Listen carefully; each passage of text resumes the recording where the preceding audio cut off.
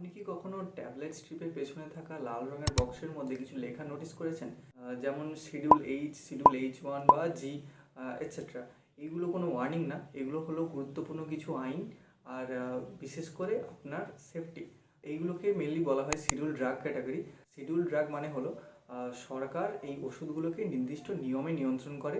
আর ভারতে এই আইন চালু হয়েছিল 1940 সালে, ড্রাগ অ্যান্ড কসমেটিক্স অ্যাক্ট এই অনুযায়ী।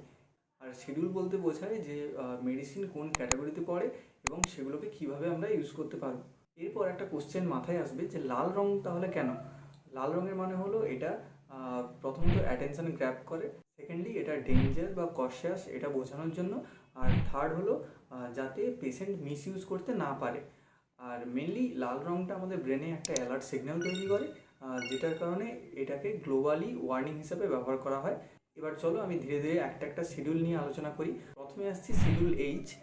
শিডিউল H এর মানে হলো এটা নিজে নিজে খাওয়া যায় না, ডাক্তারের পরামর্শ লাগে, আর এটা প্রেসক্রিপশন ছাড়া দেওয়া যায় না। সহজ ভাষায় শিডিউল H ড্রাগের মানে হলো ডাক্তারের পরামর্শ ছাড়া খাওয়া যাবে না, এরকম একটা ক্যাটাগরি। এরপর এক্সাম্পলগুলো যদি আমি বলি, ব্র্যান্ড নেম আমি বলছি না, আমি জাস্ট কম্পোজিশন নেমগুলো বলছি। যেরকম ব্লাড প্রেশারের ওষুধ যেরকম অ্যামলোডিপিন, বা ডায়াবেটিসের ওষুধ যেরকম মেটফর্মিন, এইগুলো এই ক্যাটাগরির মধ্যে আসছে। এরপর আসছি schedule H 1 drug. Schedule H 1 ড্রাগে ডাক্তারের পরামর্শ তো লাগবেই, সাথে ফার্মাসিতে এর রেকর্ড রাখতে হবে, কারণ এগুলো হলো স্ট্রং ড্রাগ আর এগুলো মিস ইউজ করলে সমস্যা বাড়তে পারে।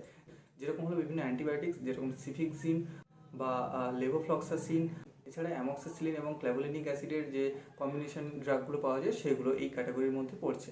এরপর আসছি শিডিউল X, যেটাকে আমরা নার্কোটিক টাইপের মধ্যে ফেলছি।